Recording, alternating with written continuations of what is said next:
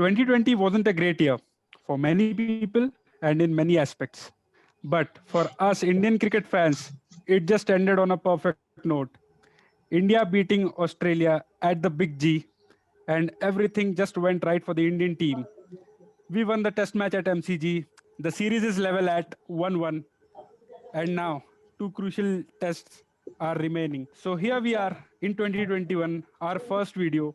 Happy New Year to all our viewers. Also, we have another member joining us in recording today, Kaushal. Hi, Kaushal. Welcome Okay. to our podcast.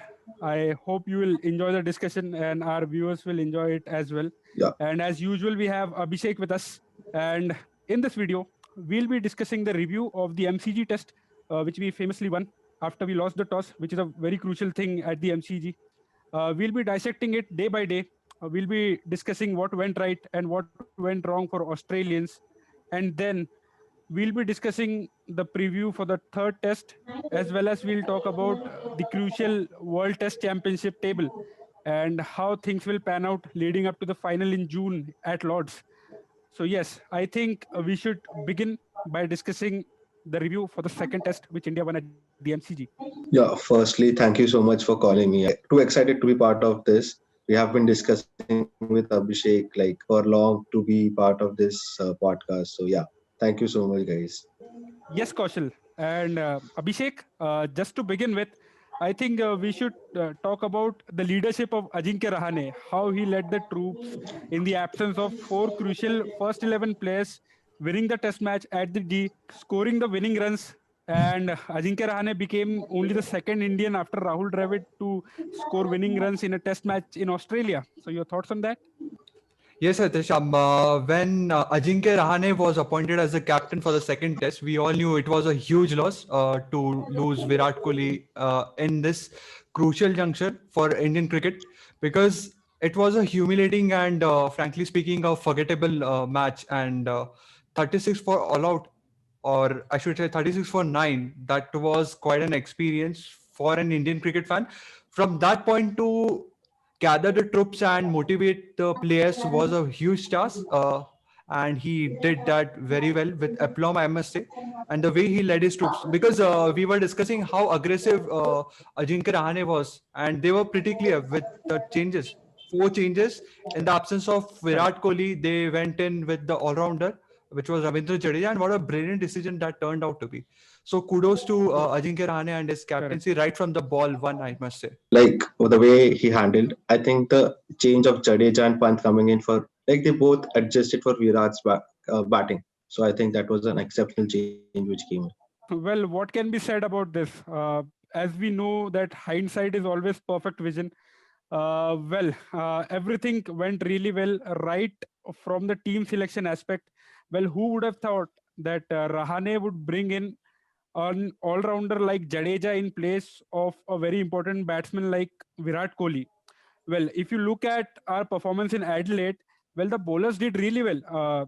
There was a lack in the batting department, but he backed his instincts and picked five bowlers. Well, it paid dividends at the end because Jadeja scored crucial runs in the first innings, had that brilliant partnership with Ajinkya Rahane, more than 100 runs, scored a 50 himself, and then picked up wickets in both the innings, picked up one wicket in the first innings and two in the second. So Jadeja was a very crucial player, and he came into the side with all his form and performed really well. So it went really well. But I would say that losing the toss at MCG and playing two spinners, well, at that point of time, I thought that this decision could go and backfire, but everything just went pretty well. Just to add up here, the Aussies were not up to the mark. That's what I think. So I think we should talk about their batting as well, of how they went, because they haven't managed to cross 200 runs in this series thus far. Well, if you remember previous few series that they had, they scored consistent runs and had consistent scores of 400 plus runs.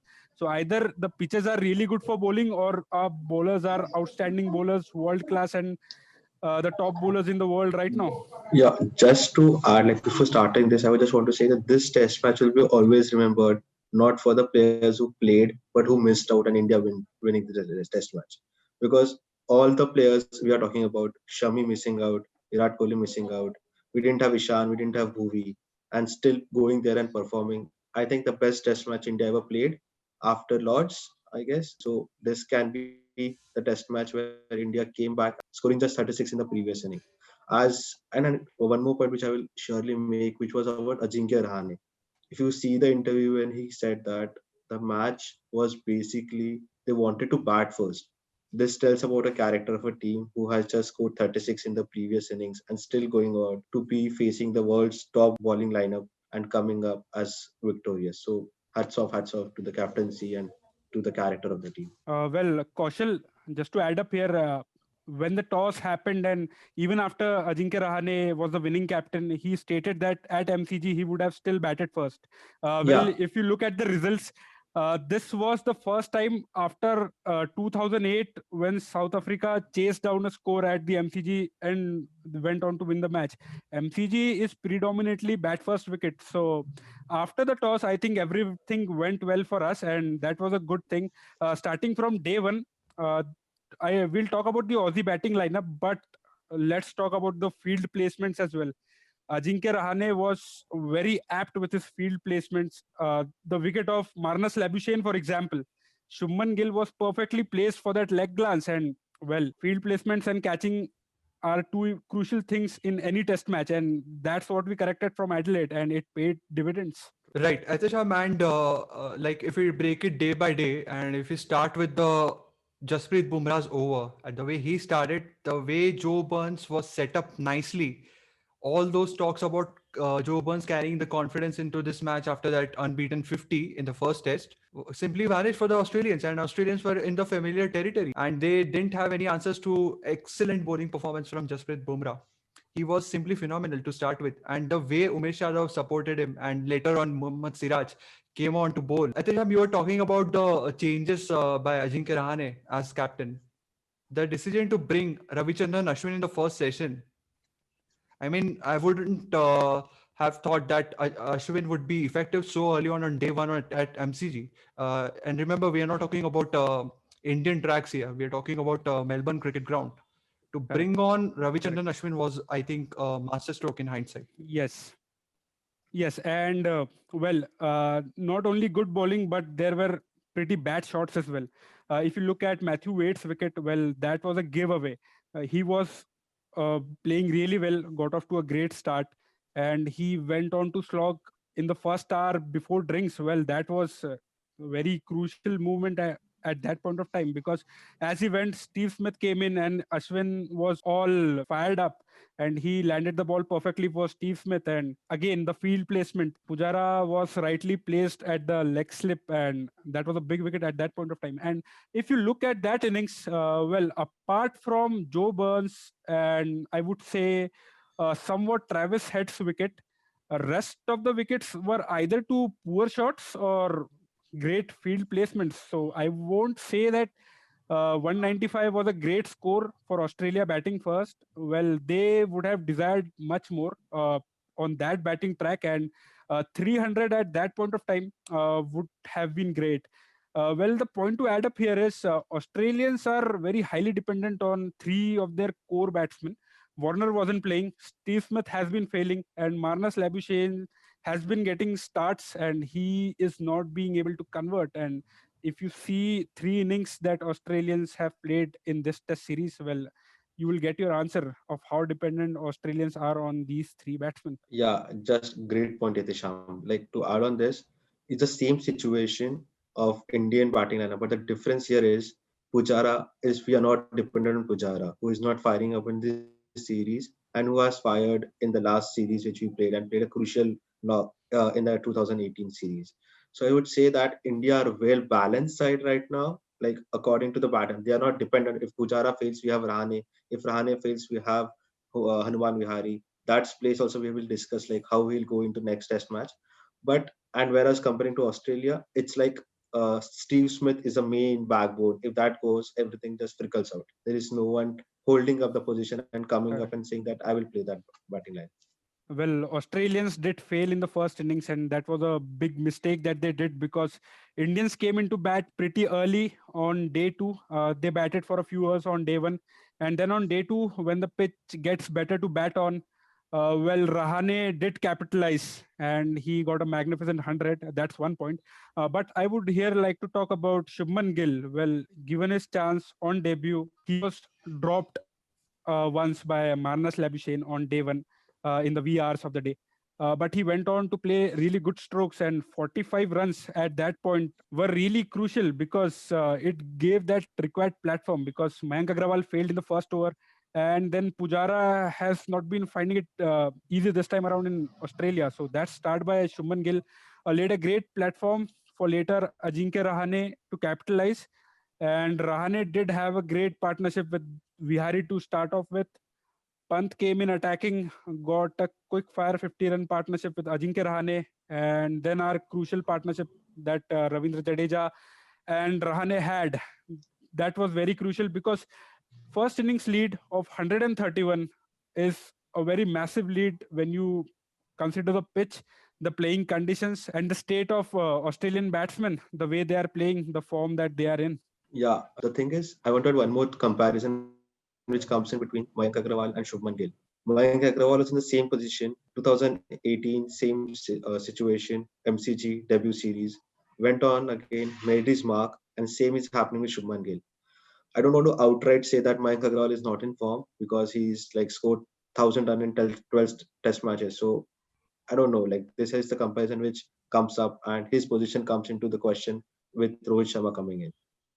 Right, and Shubman Gill, we all knew that Australians were fired up after their first Test match victory, and despite the chances which he presented to the Australians, he went about his business in a very professional manner. Because to forget about the previous delivery was such an important aspect of Shubman Gill's game. Because obviously you are playing in Australia, you are going to play and miss, and after that, the important thing is to focus on the next ball, which he did very well. And the shots which he played, especially in the first over when Nathan Lyon came on to bowl, he stepped out and played an excellent drive, which really set the tone for Shubman Gill's innings. So that was really great. And he didn't allow Nathan Lyon to settle in the first spell. So that was the hallmark of Shubman Gill's innings and was not bogged down easily. Mayank Agrawal did really well when he started in 2018 at the MCG. Since then, he has been averaging 15 test matches. Most of the knocks he played were in subcontinent. But what I think on this tour is that the bowlers have found out the glitch in his technique and they have been targeting his pads. So I think Mayank Agrawal is a good player. He needs to go back to the grind and get his technique corrected a bit. With Rohit Sharma coming in for the Sydney Test, I think Mayank Agrawal will be replaced by Rohit Sharma as he's already being named as the vice captain of this lineup. So yes, Vihari has been performing decently well. I think Rohit will come in for Mayank Agrawal as of now. Well, talking about our batsmen, well, we were in a very strong position at 290 odd for 6 wickets when Rahane went to that run out. But later, again, our tail struggled and we had only 32 runs from the tail enders and we were like 32 for 5 at the end. So, yes, that's one point that we should focus on, tail enders hanging on, getting some runs at the end. That would be really crucial in upcoming test matches, especially in Brisbane. Well, talking about the third innings, the Australians came out to bat with a deficit of 131 runs.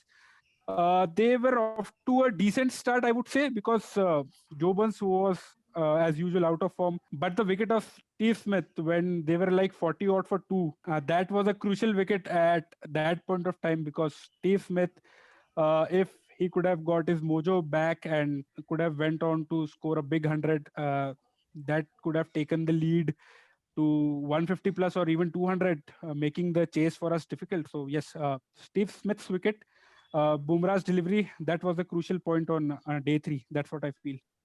Yeah, just to add on Nitisham's point, like I feel cricket pundits have been talking about Smith's stance for like years, like bowling over the leg, bowling on the middle stump, getting his like a LBW or the leg stump. But he has been playing on the leg, scoring tons and tons of runs every time. But this time it was so precise, bowling there, just the ball just clipping the leg stump and we getting the wicket. I feel like India have cracked on because the field placement, like we talked earlier, to Smith, to most batsmen have been so precise. that India might have edge on Smith and put him under extra bit of pressure because Australian depending on him and his stance and India reading him pretty well right now. So I must say that India are a bit ahead in this. Right. Kaushal, and one thing I would like to add here is instead of attacking his weakness, they are attacking his strength, which is bowling on the stumps. That's what Indians have done pretty well so far. Perfect.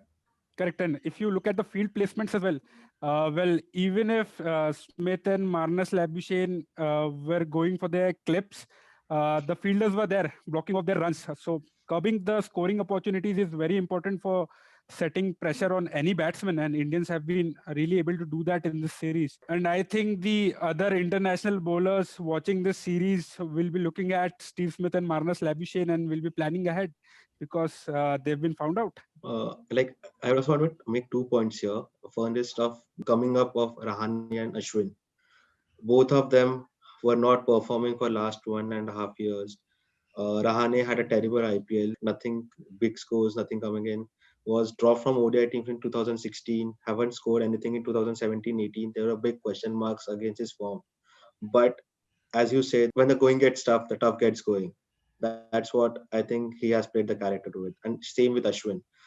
He had an unforgettable series in 2012 in Australia and couldn't make a mark in 2018. But now an off spinner coming in, he who has compared to Nathan Lyon, like Nathan Lyon being one of the big spinners in Australia. Like Nathan Lyon is looking weak ahead of Ashwin because all the ball is bowling really with the variations. His turn and his bounce is getting is amazing. So these two players hold the key into the next two test match. Correct. Well, you talked about Ajinkya Rahane being dropped. Well, if you remember the test series as well in South Africa that we had, for the first two tests, Ajinkya Rahane was dropped for Rohit Sharma, even after being the vice captain. So, yes, it's a sort of a comeback for Ajinkya Rahane and he has been performing really well. Talking about Ashwin and the other bowlers, well, in the third innings, it was a combined effort with everyone chipping in, everyone taking wicket. Special mention for Siraj on debut. Well, he bowled impeccable lines. This is one of the finest debuts that I've ever seen for any fast bowler. He was just very good with this line and lengths. And after the first spell in the first innings, he was pretty decent. Well, Jadeja also chipped in with wickets in the second innings, as we discussed, and getting Aussies bundled out for 200, setting ourselves a target of 70. Well, that was a perfect scenario to be in at that point of time. Right, Hitisham, you talked about Mohammad Siraj. I would like to use one word for describing his bowling performance: relentless. That's what he was after that first spell. He kept bowling in the right line. He kept bowling in the right length. Australian batsmen were found wanting against his probing spell. Well, and then we were chasing 70 runs in the final innings and two early wickets, a few jitters. But then again, Ajinkya Rahane in form and Shubman Gill with his positive attitude at that point of time, which was very much required. And we just chased it through. And Australians beating us by 8 wickets, a perfect revenge. We winning in MCG by 8 wickets. Perfect. And what a close series it has turned out to be, guys. Because 2-1 first series, or ODI series went in favor of Australia, and then Indians came back strongly in the T20s. And again, in the Test series, it has become now 1-1. So it is going to be a cracker of next two Test matches for all the fans. It will be enthralling.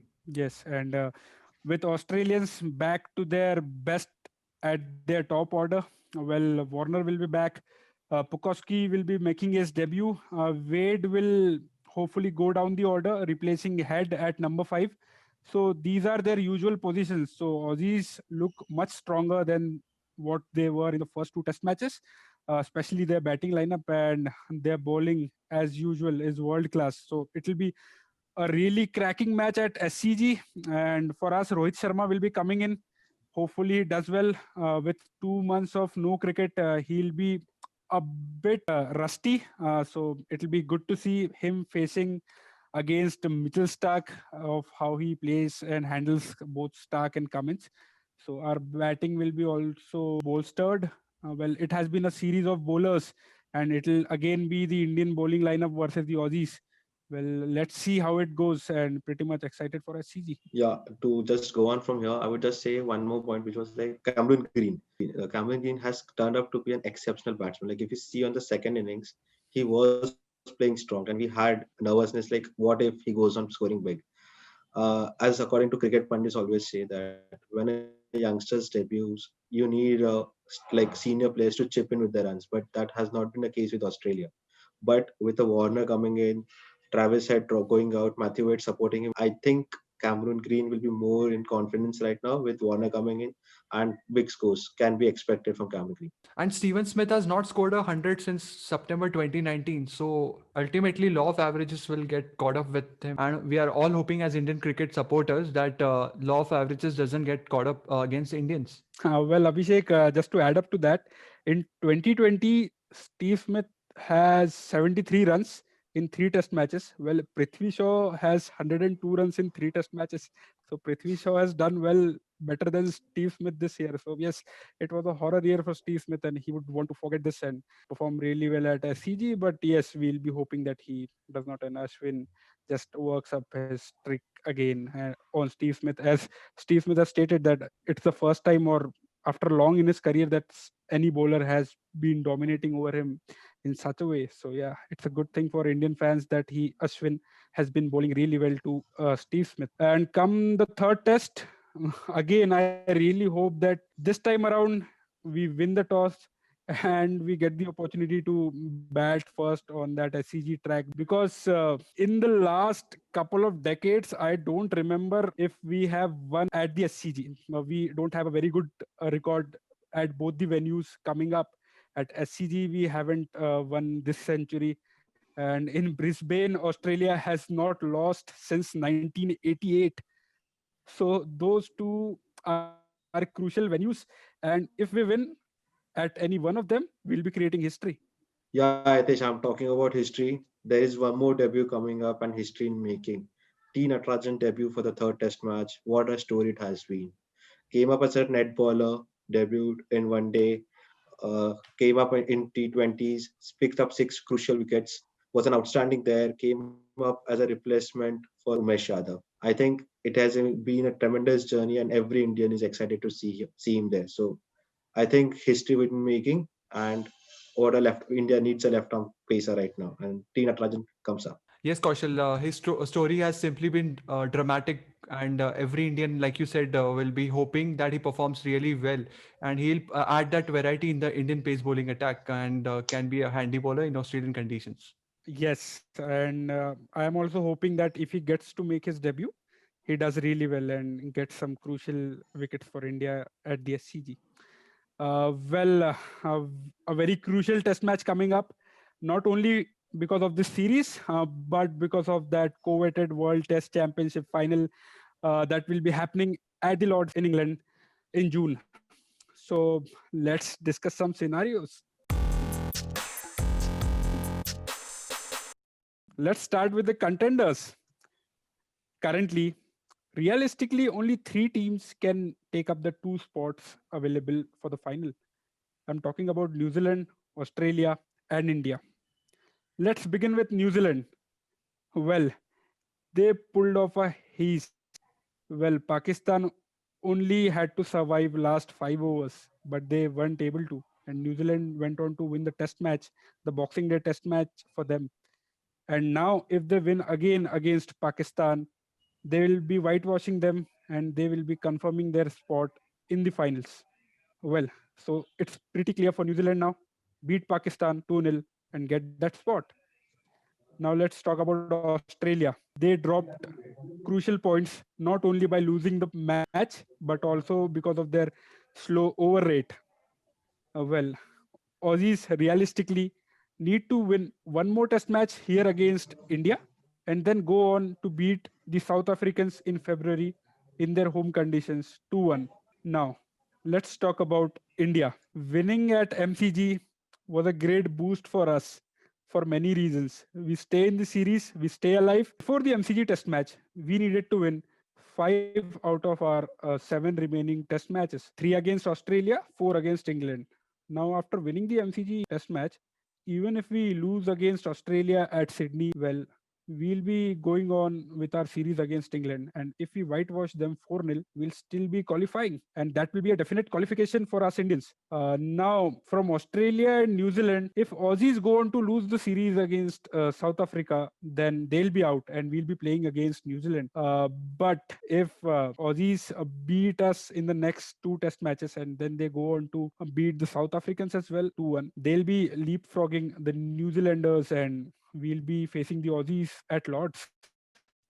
So those are the scenarios. And what I would say is currently India is in a very strong position by winning at MCG, because at rank turners in India, the venues Ahmedabad 2 test matches, Chennai 2 test matches. Well, I think England needs to be really scared, because with our quality spinners, Ashwin, Jadeja coming to the fray on Indian pitches. So yes, after winning at MCG, we strong in a very good stead for playing that final at Lords. So these are the calculations and the permutations and combinations for that coveted the World Chess Championship final at Lords, the first of many such to come. Well, thanks, Etisham, for simplifying that equation for us and all our viewers. I hope that was very helpful for all our viewers and listeners. And I would like to thank Kaushal, who has been very supportive and joining us in this podcast. So thank you, Kaushal, for joining us. I hope you enjoyed this episode, and we are all excited, and we hope Indians start on a winning note in 2021 as well. If you enjoyed our conversation, do like our podcast on different streaming platforms and also subscribe. Thank you.